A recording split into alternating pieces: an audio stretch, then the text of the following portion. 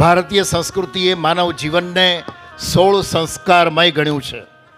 તેમાં વિવાહ સંસ્કારને શ્રેષ્ઠ સ્થાને મૂકીને આપણા ઋષિમુનિઓ અને સંસ્કૃતિના જ્યોતિર્ધરોએ ધન્યો ગ્રહસ્થાશ્રમ કહીને તેના યશોગાન ગયા છે. આ વિવાહ સંસ્કાર દ્વારા પરમાત્માના બે ઉત્તમ સર્જન પુરુષ અને સ્ત્રી જીવનના 4 પુરુષાર્થો ધર્મ, અર્થ, કામ અને મોક્ષની પ્રાપ્તિમાં એકબીજાના પૂરક અને પ્રેરક બની રહે છે. ભગવાનની અનંત કૃપાથી ચિરંજીવી સ્મિત અને સૌભાગ્યકાંક્ષીની દ્રષ્ટિના લગ્ન સંસ્કારની મનભાવન મંગલ વેળા અવતરી છે. આજે વિક્રમ સંવત 2081 કારતક વદ બીજ રવિવાર 17મી નવેમ્બર 2024ના મંગલ દિવસે વૈશાલીબેન તથા પરેશભાઈ ઝવેરીના સુપુત્ર ચિરંજીવ સ્મિત અને શ્રીમતી સ્મિતાબેન તથા શ્રીમાન અમિતભાઈ શાહની સુપુત્રી સૌભાગ્યકાંક્ષીની દ્રષ્ટિના મંગલ પરિણયની વિધિના મંગલાચરણ કરીએ છીએ. આ અવસરે ઝવેરી પરિવાર અને શાહ પરિવારના તમામ વડીલો અને સ્વજનોનું અમે હાર્દિક સ્વાગત કરીએ છીએ. આરંભમાં વિઘ્નહર્તા શુભકર્તા ગણેશ ભગવંતનું ભાવસ્મરણ કરીએ.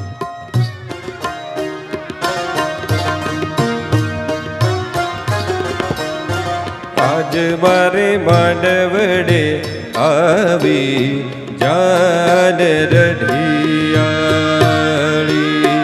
આજ મારે માંડવડે આવી જાન રઢિયાળી, લીલી સોળે કણાએ દ્રષ્ટિ બેની લાડકડી,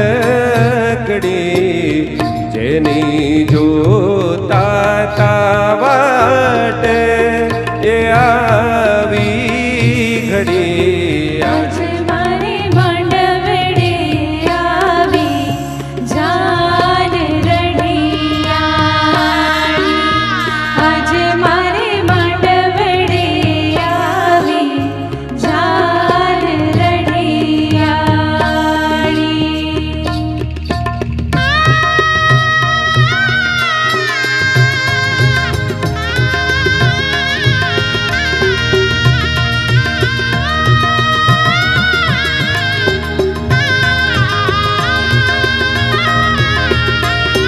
વાલી બેનીના શમણા ફળી રે ગયા,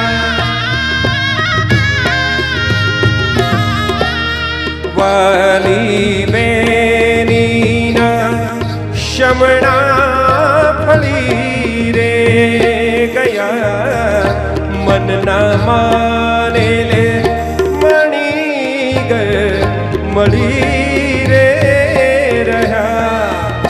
ગાઓ મંગલ ગીતડાજ સાહેલડી, આજ મારે માંડવડે આવી જાન રઢિયાળી, આજ મારે માંડવડે આવી જાન રઢિયાળી.